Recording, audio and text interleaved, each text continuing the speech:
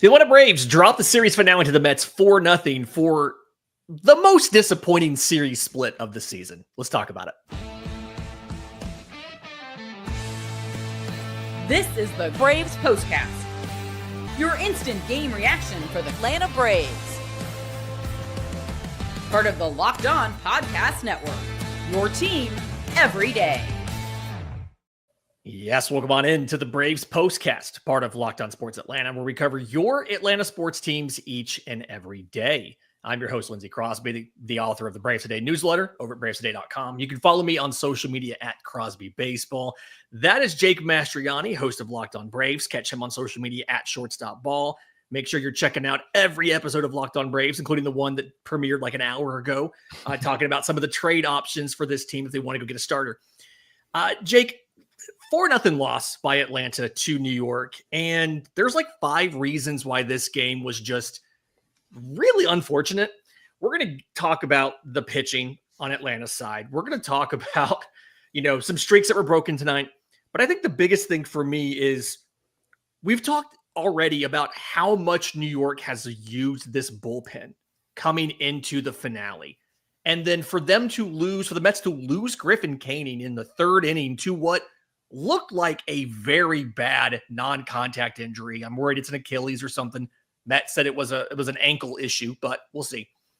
How disappointing is it that not only does Atlanta end up being in a bullpen game, but they manage 3 total hits in that game?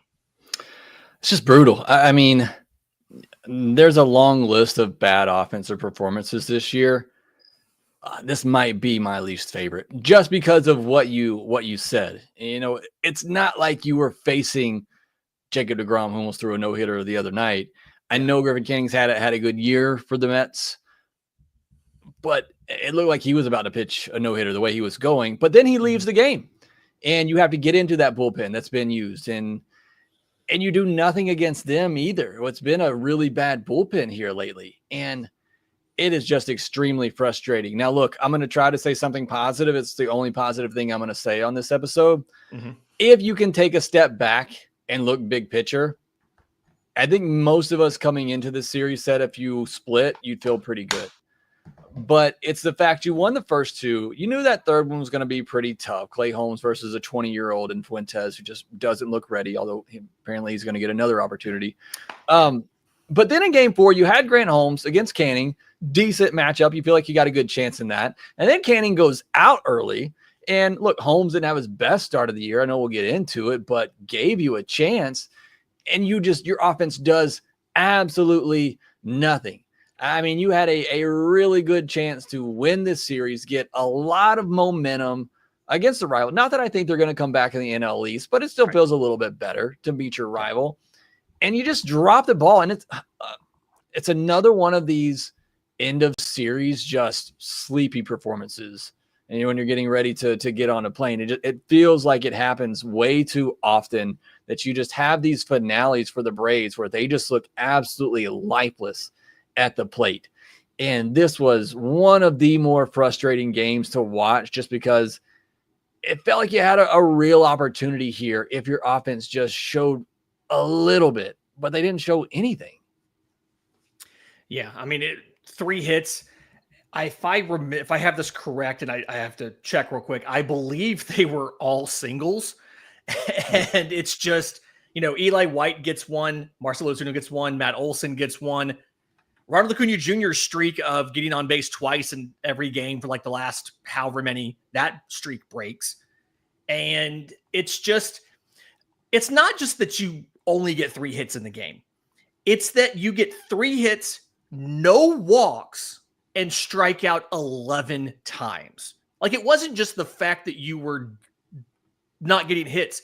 You were dominated by a Mets bullpen that has not been great this year. And of course, the way the Braves do, one of their 3 hits comes off of Edwin Diaz in the 9th. But it's not only that you get shut down, it's that you get dominated. And I can't remember the last time I saw this Braves team. It feels like the one single thing this Braves offense has been decent at doing this year is drawing walks and getting on base. And they don't even get a single walk in the game. just incredibly frustrating. And to your point, we talked about needing to come into this stretch. You had 7 against the Mets. You had 3 against Philly and 3 against the Marlins. You needed to go at least 8-5, if not 9-4. You start off 6-2, and then you score 3 runs in the last 18 innings of this series. So you're 6-4. You've got to win the Philly series if you want to hit that 8-5 goal. And your bats are just doing nothing right now. And it's not a great, there's no momentum at all with this team.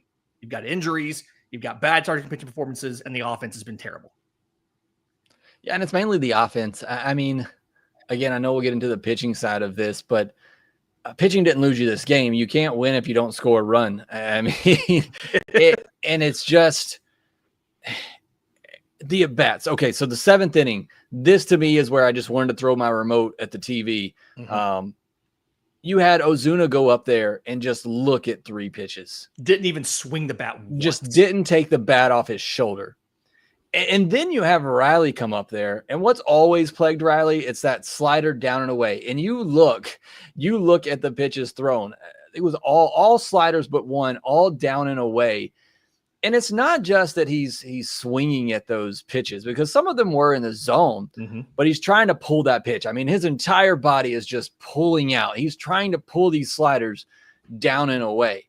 And look, he's got the power. If it's left middle of the zone, yeah, you can pull that slider and do damage with it. But all of these are well located down and away, but he's just pulling out on all of them, trying to hit a solo home run while you're down. I guess it was 2-0 at that point. And mm-hmm. it's just, and then he ends up striking out on a slider that was off the plate, down and away. And it's just, how many times can a pitcher throw you the same pitch and you keep doing the same thing to it in the same at bat? It is just, that sequence right there is awful baseball. And it is part of what makes this team so frustrating to watch, when 2 of your best hitters in a 2-run game have 2 awful at bats like that in the 7th inning, in the clutch part of the game, where I still had hope, because you got the middle of the order coming up. It's just a 2-run game. You got 2 of your middle order hitters coming up, and then they put up at bats like that are just dreadful. One where you don't even swing, 3-pitch at bat, you strike out looking, and another where a pitcher just keeps throwing you the same thing, and you keep doing the same thing, trying to pull it, and then striking out on one off the plate away. That was the most maddening part of this game for me. And it epitomizes what really the entire game was from the offense. But that singular moment there where you had a clutch spot, you had your big hitters up, and they just put up some awful at-bats. Yeah, I mean, we're about to get into the pitching after the break, but to kind of wrap this, how close are you to saying they need to just dramatically shake up the offense? You're about to face 4 straight lefties or something like that. I'm pretty close to saying they need to make some drastic changes. I mean, it might be, heck, you might bat Jurickson Profar leadoff when he comes back next week. Just move everybody around, something completely different, to see if you can shake something out of this team, because the offense, it's hard to justify anybody being in the spots that they're in and saying, yeah, you've earned the right to stay there, other than maybe Ronald Acuna Jr. at leadoff, because nobody's doing anything. Yeah, it's just tough. Like we've talked about, who is it? Who can you replace Michael Harris with? Who can you replace Ozzie Albies with? Now that it looks like Nacho is hurt once again, it's just the options aren't there except for Profar. And I think Profar is going to help, and he's going to help definitely shake things up, because you put him in the 2-hole and Olsen in the 3-hole, and suddenly it lengthens things a little bit more. But there's not a ton of great options. So yeah, I would love for them to shake things up, give some other guys chances, give Eli White some everyday opportunities. He had a hit in this game at least. Yep. I mean, do some different things. Give some other players a chance. Give Michael Harris a day off here and there. Let Eli White play second and give Ozzie a day off here or there. I mean, doing something to shake things up, to let those guys know what you're doing is just not good enough, and we need to win now. We can't wait for you to figure it out. That time is over. You got to be done waiting. Yeah. All right, let's get to the pitching in just a second. We'll do that next right here on the Braves Postcast. Get the supplies you need from the site made for the skilled trades, Supply House. Whether you're working on plumbing, HVAC, or electrical, Supply House is the reliable way for you to order products online. Their easy-to-use website, it's packed full of helpful resources and the latest product info to help you get the job done right. Plus, with a complete inventory of over 200,000 parts from 400 plus top brands, you'll find exactly what you need delivered fast from coast to coast. It's a great resource for a DIYer. They have expert support and industry-leading service, so you'll always talk to a real person. If you're a trade pro looking for an extra edge, their free Trade Master program offers exclusive perks like a dedicated phone line, free shipping, and discounts on every order. Thousands of skilled professionals are already taking advantage of this program, and now it's your turn. Join the Trade Master program at supplyhouse.com/TM. Start ordering your plumbing, HVAC, and electrical supplies with just a few clicks. And everybody, DIYers and pros alike, can use promo code SH5 for 5% off your order. That's at supplyhouse.com. Touched on it earlier, Jake, but Grant Holmes, not his best start, but absolutely winnable. 5 innings, 6 hits, 2 runs, 3 walks to 6 strikeouts. When I kind of look at a lot of what he did, it felt like he was doing, his slider was a little more out of command than usual, right? He had a lot of the sliders bottom of the zone, a little bit below, but he also left plenty of them middle of the zone, up a little bit. And it feels like more so maybe than anybody else, he's a guy that he really needs that slider to be on for him to get the whiffs that he needs to be successful. But 16 swings by the Mets, 8 of them were whiffs, but they also put 7 into play. They just were really not having trouble timing it up. They either hit it or they didn't.